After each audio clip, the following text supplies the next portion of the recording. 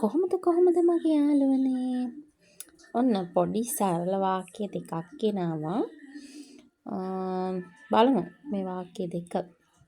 හරිම ලේසි.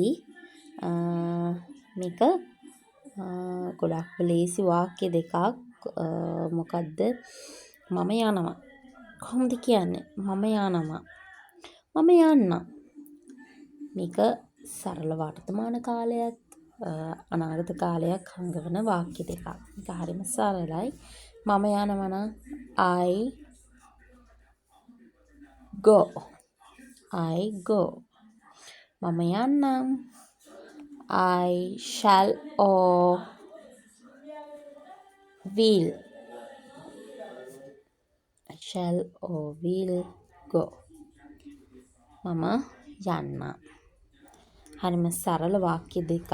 මේ වගේ පොඩි සරල වාක්‍ය වලින් තමයි අපිට ඉංග්‍රීසි හරිම ලේසි ඉගෙන ගන්න. ඉතින් අපි අපේ ජීවිතවලට වැඩිපුර ලං කරගන්න ඕනේ මේ වගේ සරල වාක්‍ය.